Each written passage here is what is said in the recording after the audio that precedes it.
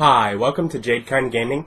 My name is Adam, and today I have an unboxing and review of the Star Wars X-Wing miniatures game starter set. I've got the Force Awakens one. There's, I guess, two now. They're more or less very similar.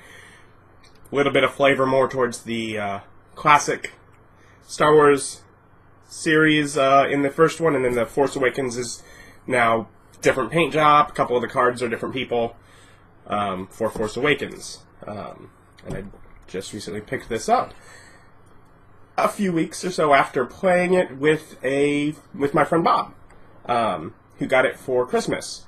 And he had it sit around for a little bit, and I saw it. I was like, hey, I've been thinking about getting that. So we played it, and it was great. So I got it. Yeah, technically I could just play his, but I'm going to start collecting them. As we have the box, and on the back, it does have the game contents, etc. But whatever, we're just going to open it up. And it is a miniatures game. But it is a miniatures game that is pre-painted, so I don't have to spend time painting it, because I never seem to have time to paint them. And it's simpler than certainly some of the other miniatures games are, as far as, you know, what rules there are. Okay, so of course the cutout in the front of the box so that you could see the figures there. We have the little shrink-wrapped pieces. We'll get to those in a moment. It is made by Fantasy Flight Games, so we get the little book that promotes all the other stuff they make. Yeah. Let's keep going. We get another promotional flyer that says some of the other X-Wing stuff that they make. We have the mission guide, which I believe is for a couple of, you know, missions that actually utilize other objectives.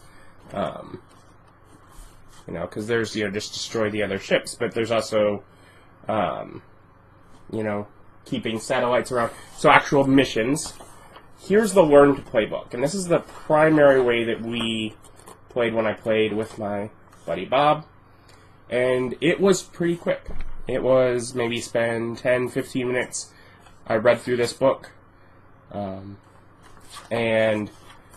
got the idea, maybe 2 or 3 minutes, giving him enough of information to get started, and then, you know, at each step, because essentially the way the game works is you have the different phase. You have your planning phase, your activation phase, your maneuvers phase, or no, that's part of that, combat phase, and then the end phase, which is where things resolve if need be.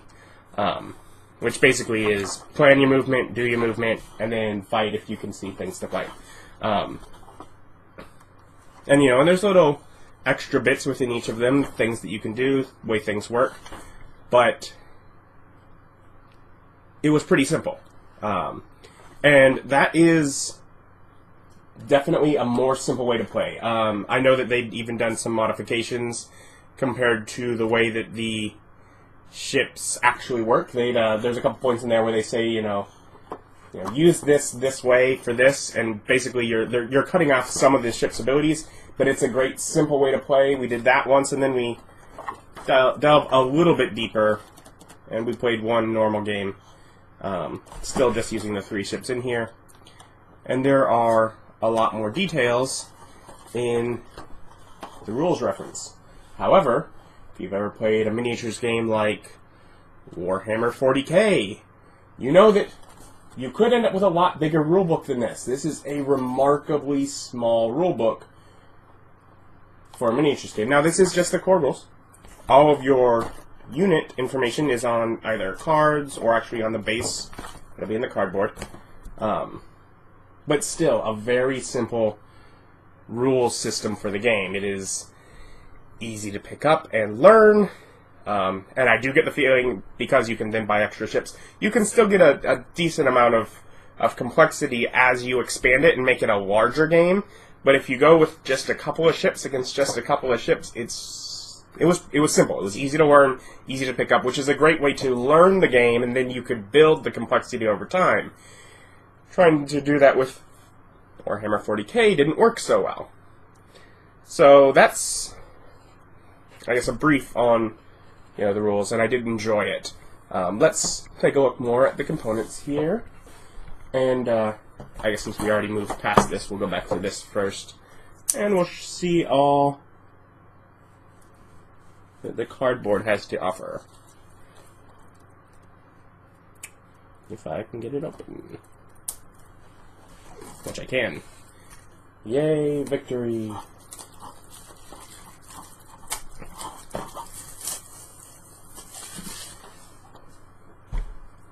Now, let's see. How do I want to explain this? Because I probably don't want to take the time to assemble it all. Basically, the way it works is you'll have cards for each of your ships, and each of your ships will also have a corresponding base beneath it that has its basic information there. They each have names and numbers that correspond. Slight differences between the different versions of the ships, and they're going to, use slightly different cost. If you look, you have Zeta Ace and S1 Squad Pilot here. They're slightly different on the front and back, which means that for each little token, you actually get 2 different layouts for that ship. So there's basically, 12? No, these are duplicated because you have 2 different TIE fighters. So 6 different TIE fighters, and there are 4 different X-Wings, and of those 6 TIE fighters, there's duplicates for each one within this. You also get your little dials. And the way these dials work is you would take out the bits, and you would assemble them. There's little pegs that we'll get to. But for your planning phase, you get to choose in secret what their movement is going to be. And each of these little icons and numbers corresponds to one of these, And different ships have different options available. But, if you have 5 forward or 5 U-turn, 1 as a 1, 2, 3 is like a more of a right angle kind of turn, or you could have a softer turn. There are a variety of, certainly the shorter distances. There are quite a few different movement options for how your ship would move. And you choose what you're going to do in secret, and then everyone reveals, as they go, you've already made your decision on what you're going to move. Let's see. I know some of these threat tokens, which, mark some of your, all the move options aren't the same. Some of them are normal. Some of them are difficult, and as such, when you take one, you take threat or stress or whatever it's called, basically meaning that you can't do another one of them that is difficult, or some of the other things that you would be able to do until you've had basically a relaxing one, a relaxing move. And then there are others that are easy to do, and those are what you're going to do. You're going to have to use your movement doing one of those in order to remove the stress. I think there's targets, where you can have someone targeted, and so you have matching little tokens. You have shield tokens, focus tokens, evade tokens, all just things to help you keep track of what you're choosing. If you're choosing, you get your maneuver and you choose to do your evade, you can grab a token for it so you remember what you've chosen, which in the game we played didn't seem all that necessary, but we were playing a pretty simple game. It definitely, I could understand, once you get more than 3 ships, how that could quickly become a need. And so I'm glad that's in this basic set. They have, for the mission book, there are things where they use the asteroids or satellites, or things like that, for objectives. And so they have a bunch of those. And then they also have a few other tokens, which I'm not sure if they're also in satellites, in the missions, or they may be things that are specific to certain cards, because you do get a variety of things that are specific like that. Now, I do have one piece that we're seeing underneath all here that I want to make sure I get out. It is also cardboard, but it doesn't come in there because it has to go in diagonally, and it is your blast marker. So it shows pretty much, you know, from your ship. It's the what range, so is it really easy for me to hit you, or is it easier for you to evade me, or, you know, as far as can I shoot someone in combat? Are they close enough to shoot? And you base it, you know, each ship has its, you know, sort of firing range, so they could shoot from that angle to that angle, and you see what's in range to shoot at. So, those are the cardboard bits. Let's do the dice, and I'll also show off the pegs.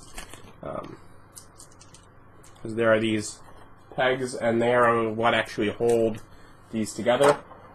They're not as easy to get on, or at least they weren't on my friend's game, as I would have thought. So I'm going to do it when I'm not trying to maneuver around a camera and everything. And then you get 3 of the evade dice and 3 of the attack dice, which are going to cover most of your situations. It's not incredibly often you're going to use more than that many. At least not within the basic set. You might with some of the other bigger ships outside of it. But it's at least a good, you know, a good number for a lot of your ships for rolling. And basically you have, you know, your attack dice, you have your attack symbol, or rather your hit symbol. You have your critical hit symbol, which lets you do extra stuff. Although in the basic game, that wasn't used. So you have your just nothings. And then you have your focus, which means if you are focusing, then you get to turn those, then you have the option to turn those into hits. Same with, on the dodge dice, you have your focus, so if you're focusing, you'd be able to have that as the option, some blanks, and then you have some evades, which are being able to get out of the way of those shots. Yeah, let's go on to the figures. We'll do the cards last. So, in here, of course, the part you want to see is these plastic bases. You can see the ships right now. I'll take them out and show them. I did in a moment, though. And there's 3 of them. I'll just take out one. And on the other side,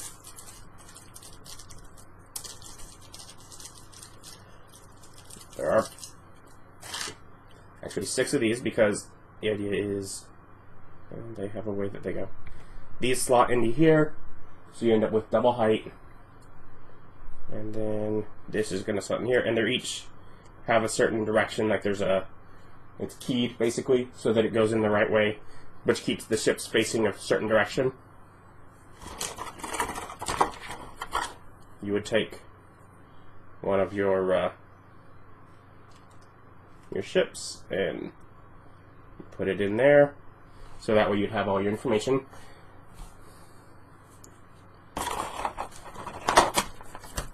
And you see you can kind of see, there's the little divots on the front, which happen to be the same size as the card. So you'd have your ship, you'd hold it in place, and you'd get this sort of in place. You could hold this and then move it, and there's the same divots on the back. So you just sort of slot it in there, so you know where it is, and take that away. That's how you'd move. So those help you with knowing, you know, help you line up exactly your move. There's like a precise way to do it. But you have 3 of these for the 3 ships.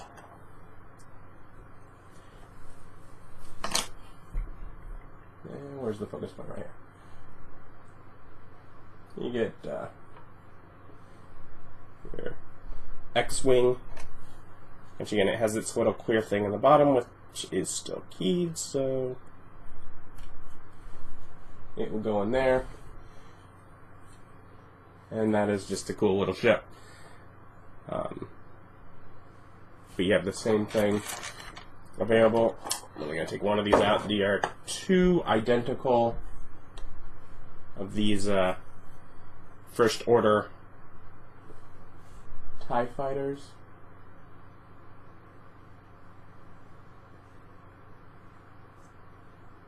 So yeah, you got some cool ships. And we get cards. And I realized I'd zoom in for this, so I might as well also show off the ship's a little closer. Oh yeah, it's much better. So yeah, that's what the ship looks like.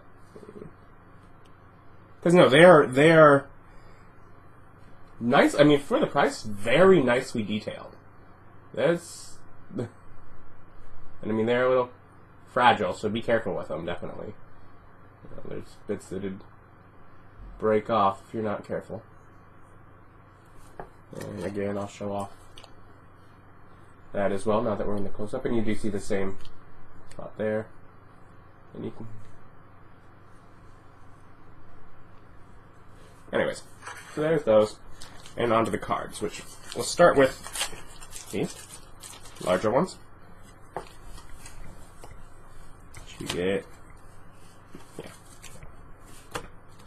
you have your 4 for the TIE Fighter. And basically these are matching this at the bottom. So this one here is for Blue Ace. You're going to find Blue Ace. It's the T-70 X-Wing. And you see it has 5, 3, 2, 3, 3, 5, 3, 2, 3, 3. You get your 3 icons there, 3 across there. Of course, the cards are necessary for some of the other information. You have your notes down here, which say some of the upgrades that you can put on it. You have, let's see, you have a special ability that it has when performing a boost action. You may use the one right angle either template, so basically giving you an extra option for boost. And it also has the point cost for actually building your force. So that, and of course also cool art.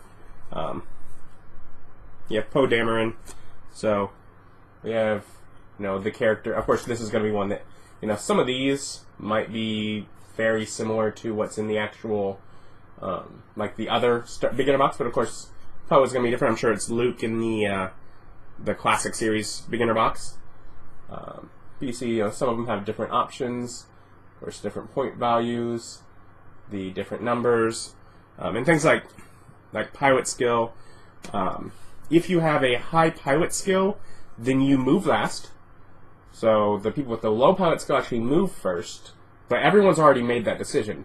You attack first with a high pilot skill, which means that you get to make your decisions more reactively once you know what's going on. So, and basically, what are the numbers? The numbers are attack, defend. So that's, you know, the first one is your red dice. Second one is your green dice. I have to look that up. And then the third one is your shields. Let's see. Learn to play. That is damage. The yellow is how much damage you can take. I was like, oh yeah, that would be new. So it's, yeah, how much you attack, how much you defend, how much damage you take before you die, and then how many shields you have before you start taking damage. So yeah, Poe, the Blue Ace, Red Squadron Veteran, which some, and Blue Squadron Novice, and these ones, instead of having actual abilities here, they just have sort of flavor text basically, but they're a bit cheaper. So yeah, you have 4 different TIE Fighters, and of course we're gonna get, yeah.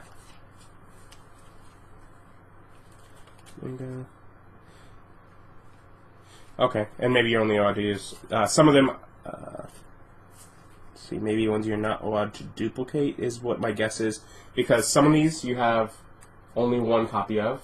Omega Ace, Epsilon Leader, Zeta Ace. Of course, again, they all have all the same stuff, and you know, with different special powers. And then you get ones like Omega Squadron Pilot, which you actually have 2 of, so you could have 2 of those on the field at once. Zeta Squadron Pilot, and the Epsilon Squadron Pilot. And if you'll notice, the numbers on the TIE Fighters are much lower than the numbers on the X-Wings. So, pretty much that's the idea, and that's the reason there's 2 TIE Fighters in here and 1 X-Wing. They're going to balance out more like that.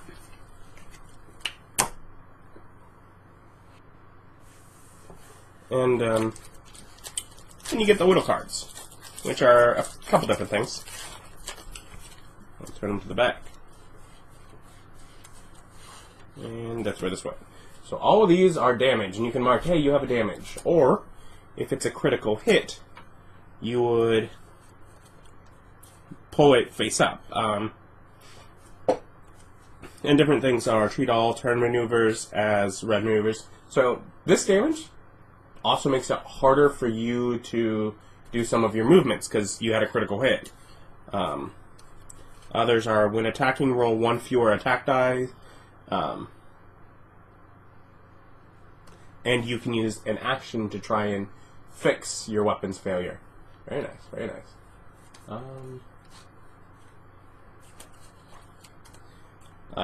This card counts as 2 damage against your hull. So in other words, it's not just 1 damage, it's 2 damage.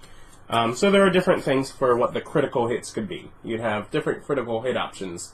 So the normal hits, which are that, would just be a face down one that counts as a normal hit. A critical hit, if it goes through, is going to make you flip one over and have a worse effect. So that's what the bulk of the small cards are. Then you got these other, 5 cards, which, if you recall, down here, you actually ended up with these options. Like, you'll notice those 2 symbols match. Means you can have one of these upgrades. Weapons Guidance. When attacking, you may spend a focus token to change one of your blink results into a hit. Wired. Attacking or defending. If you are stressed, you may reroll one or more of your eyeball results. You have BB-8, and BB-8 says that when you reveal a green maneuver, you may perform a free barrel roll action. Yes, yes. R5X3, of course. And before you reveal your maneuver, you may discard this card to ignore obstacles until the end of the round. And Proton Torpedoes, which gives you an extra attack. And you discard this card once you use it, and it has actually distance, damage die, and you may change one of your eyeballs to a critical result. And if you'll notice, each of these also has a little number at the bottom, which means if you have a ship where you could add one to, which would be based on the type of what it is here, then you'd add that many points to the ship's value, or cost rather. So it's very much a simple enough game to pick up and learn, and that Learn to Play book was awesome. Made that very easy. It can definitely get a fair deal more complex, but the rules itself are easy. Then you end up with some basic things for your individual ships, but that's as per what you use, so that really helps you with guiding in how complex it gets. And it never really is going to get as complex as some of the huge, 40K or War Machine or any of those. I like that. I like that. It's simple enough for me to follow without dedicating huge amounts. I like that they come painted. I have a lot of miniatures. I do. A whole lot of miniatures. I have very few painted miniatures. That takes a lot of time, and I don't have it. I also really like that it's Star Wars. That helps. The fact that it is a licensed property that I already came in enjoying definitely helped. But yeah, it is a fun game. I'll link down below where you can find this. Pick it up yourself. Give it a try. It's because the starter set is enough to play the game. And pretty much, it's not only just enough to play the game, it's almost required. Because some of the items you get, rulebook, is stuff that you would not get in the other boxes. So this is sort of the required to play, and it's enough for you and a friend to sit down and play a game. So from having the starter set, you can try out the game at a comparatively low investment for a miniatures game. And it also gets you the stuff you need to get started on collecting more of the miniatures and building bigger armies or forces or whatever you want to call it, to play more expansive games. So yeah, check it out. Thank you for watching. Have a good day. Bye.